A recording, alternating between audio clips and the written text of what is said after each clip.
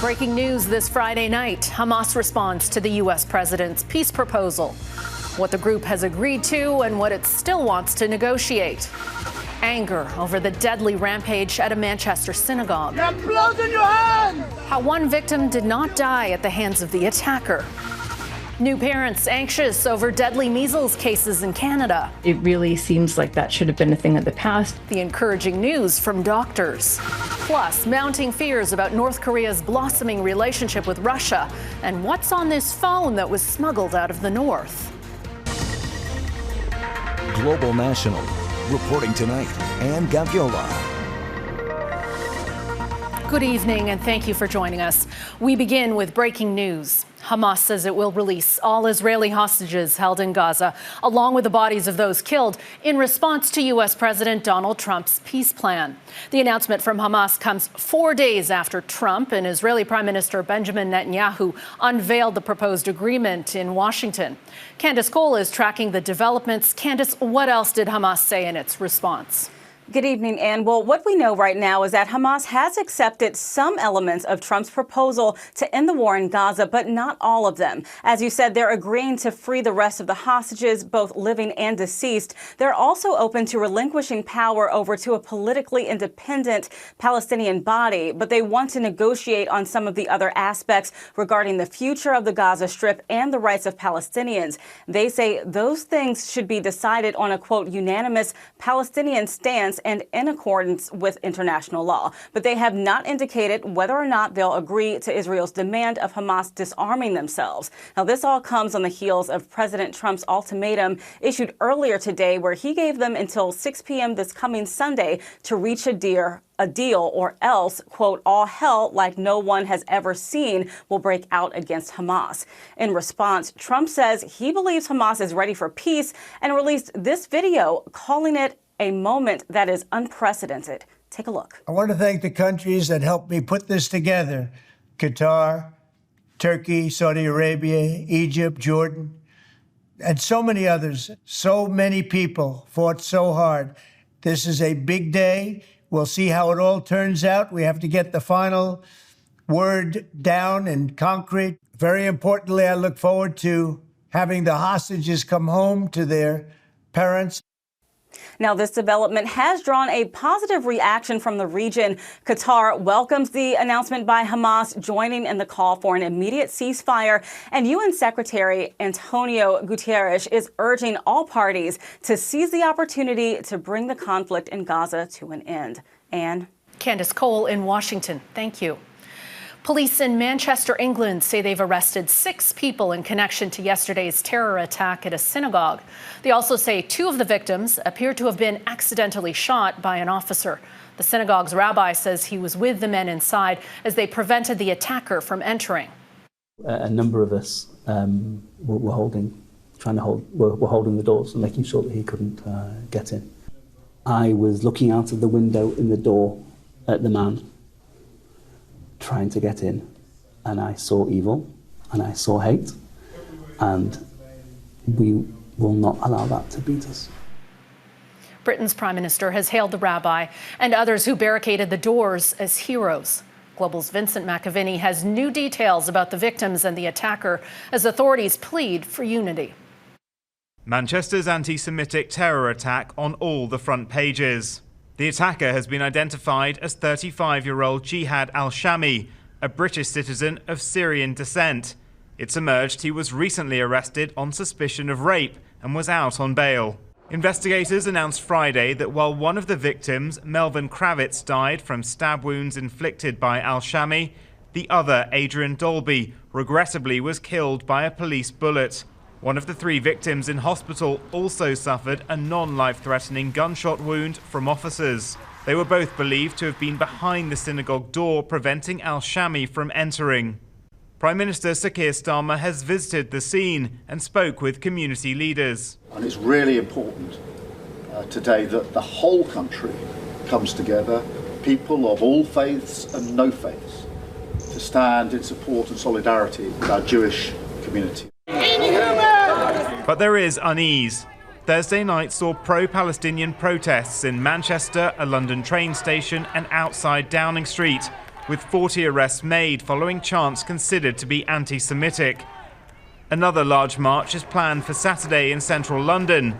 Some politicians and community leaders are now questioning that. Just because you have a freedom doesn't mean to say you have to use it all the time. Sometimes a little unity, a little solidarity, some love and friendship to other people is required. Blood in your hands!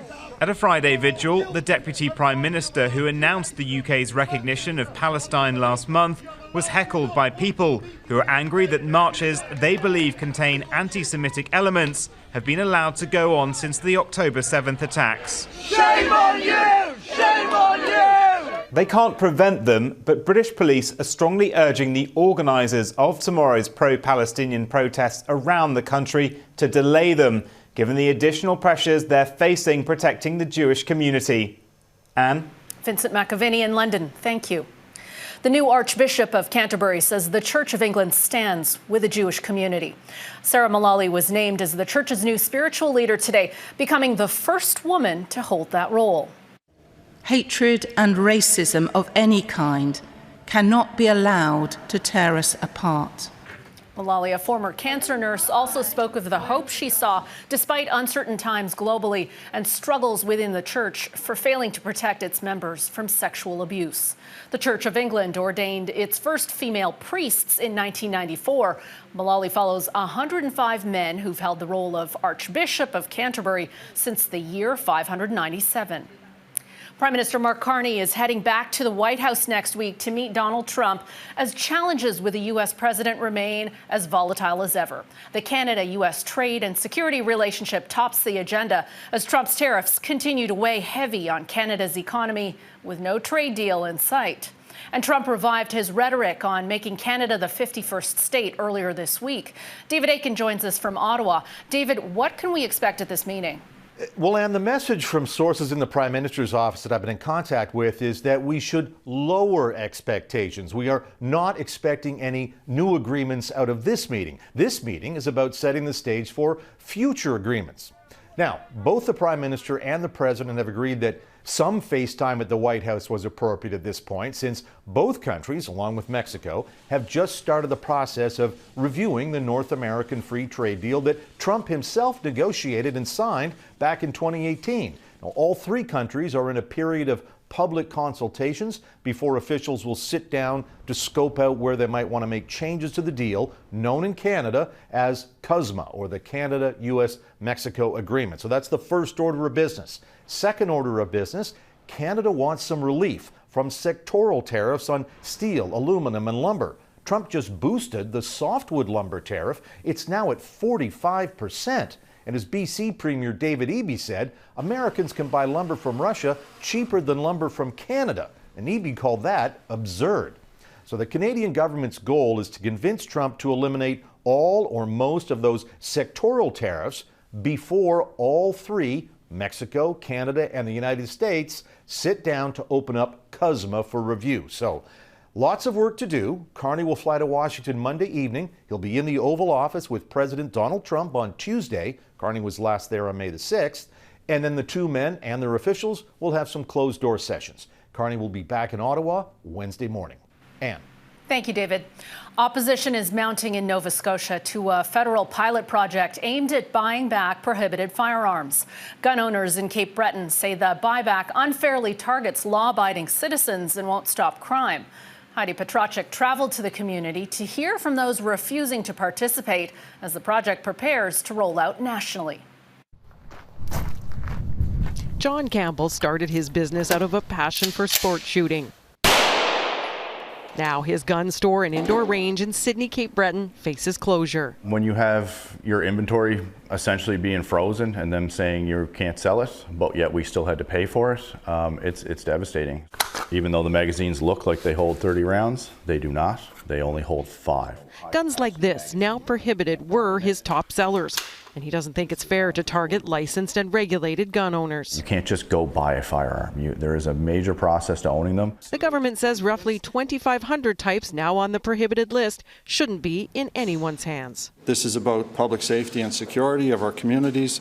The federal government is testing a national buyback program first in Cape Breton, offering gun owners money for banned weapons if they turn them in to Cape Breton police or have them disabled by a gunsmith. Ottawa says there remain 19,000 legal firearms available for use in Canada. About 3,500 licensed gun owners in this area were notified about the pilot project, and the Cape Breton Regional Police Service says some buyback registrations have already been received. The goal of the project is to take back about 200 guns. For public safety, it scares me that they're out there in the wrong hands.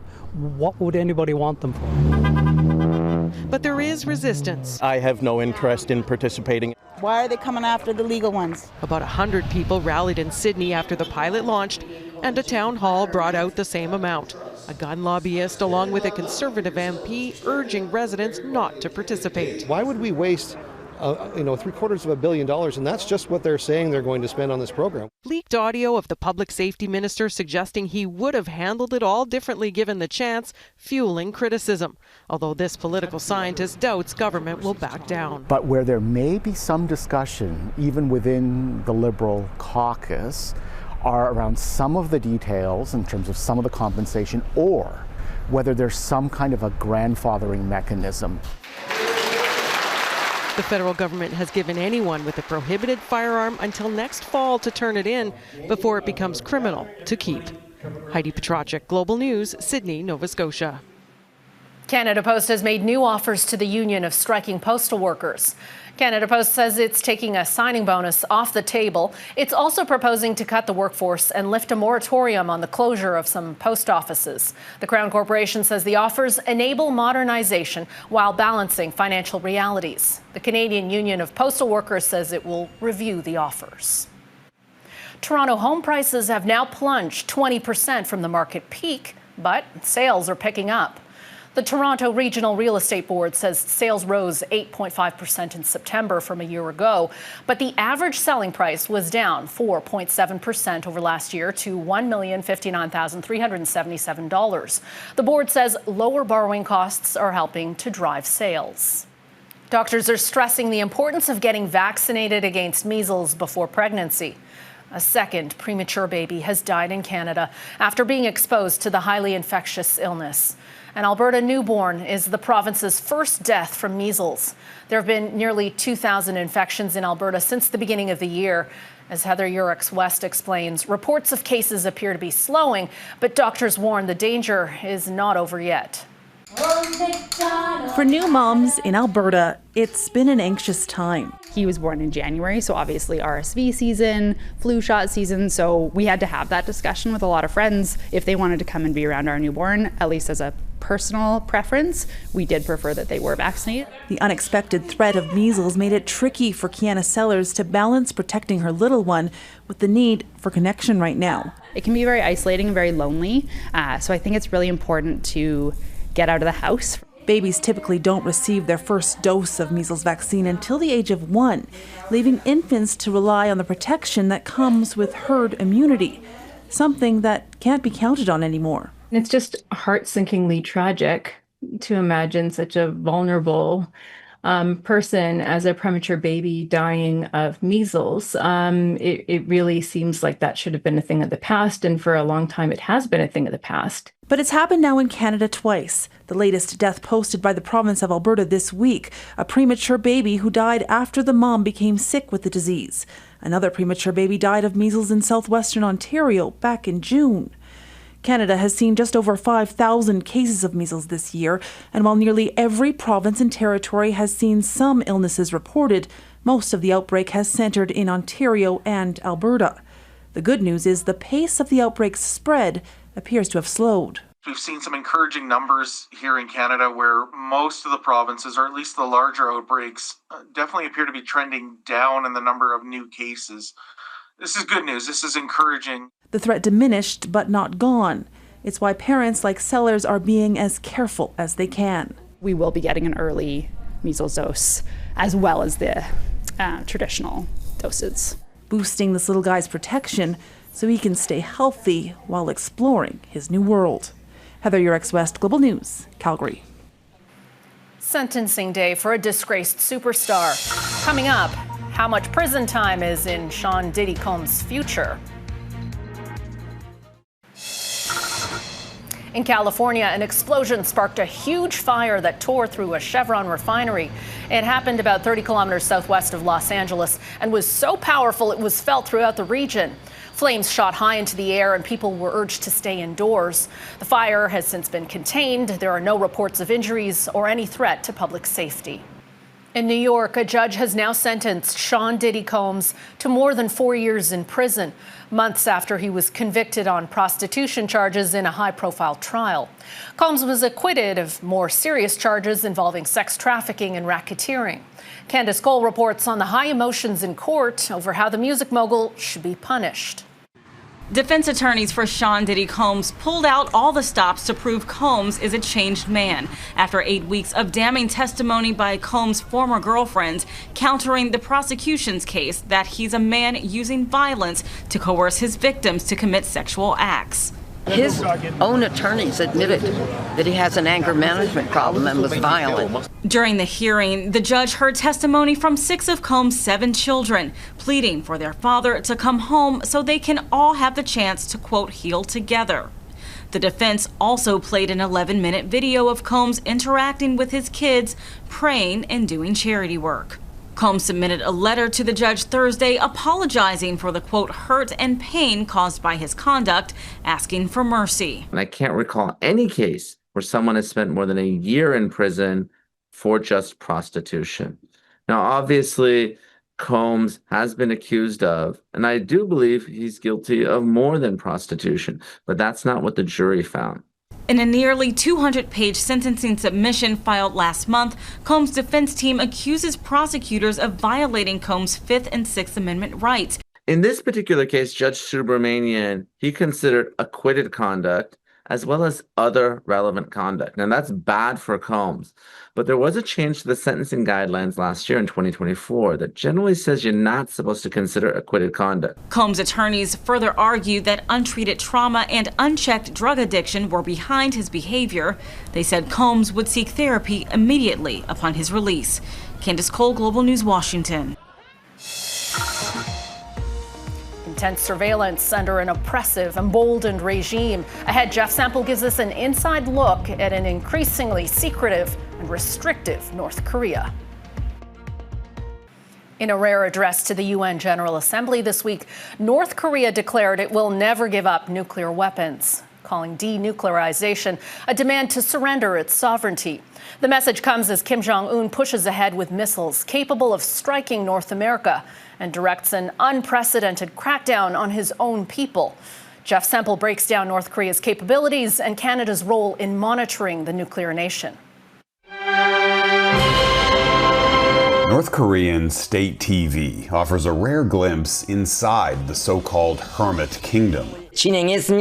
This breaking news bulletin announces North Korea has conducted its final ground test of an engine for long-range nuclear missiles capable of striking the United States and Canada. They're testing a nuclear weapons. That's really what we're after here, and trying to prevent them from advancing those programs. This Royal Canadian Air Force crew is part of a multinational campaign monitoring the North Korean coastline, enforcing sanctions against its nuclear program. But their efforts are being thwarted by Kim Jong-un's burgeoning partnership with Vladimir Putin. By supporting Russia's war against Ukraine, he has unlocked the ability not only to continue defying sanctions, but to develop his nuclear weapons capabilities. For years, North Korea has faced a slew of sanctions, but experts have told us that those sanctions have never been harder to enforce, that North Korean dictator Kim Jong-un has never been in a stronger position. And the stronger Kim becomes, the more he tightens his grip at home. In a number of key areas, such as executions or freedom of expression or freedom of movement, things have got a lot worse. The smartphone was recently smuggled out of North Korea. It contains apps designed by the regime that take screenshots and record communication. This South Korean journalist who analyzed the phone says it also autocorrects South Korean-style words to the North Korean regime's preferred language. References to South Korea, for example, are automatically changed to puppet state. North Korea also recently passed a law banning foreign media, including popular South Korean TV shows. Distribution is punishable by death. This North Korean defector says his friend was publicly executed in 2022 for sharing South Korean TV dramas. The laws changed after the pandemic, he says. Everything got worse. He and his family made a harrowing escape by boat to South Korea a couple of years ago. But stories like theirs are increasingly rare. Thousands of North Koreans used to defect every year, most fleeing to China. But North Korean and Chinese authorities use the COVID-19 pandemic as a pretext to seal the border with electric fences and security. It's just physically impossible for people to cross into China now. Kim Jong-un is cracking down like never before, and now there's no escape. Jeff Semple, Global News, Okinawa, Japan.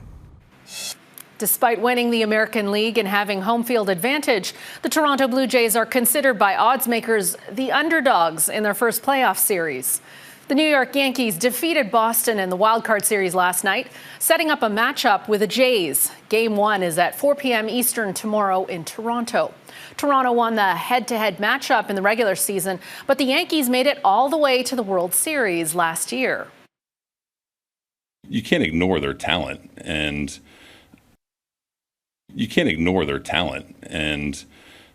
as far as being an underdog, I don't think these guys care one way or another, to be honest with you. I think that we think we can beat any team on any given night or day. I just think it's going to be an awesome atmosphere that, the guys are fired up to see how crazy these Canadians are going to be. Game 1 is at 4 p.m. Eastern tomorrow in Toronto. And that is Global National for this Friday night. I'm Ann Gaviola. Tonight's Your Canada showcases this home in Burnaby, BC, a patriotic farm near Guy, Alberta, and one of the many inlets of the Rideau River in beautiful Ottawa. Please keep emailing your pictures of Canadian pride to globalnational@globalnews.ca. Thank you again for watching. Hope you'll join us again tomorrow. Have a great night.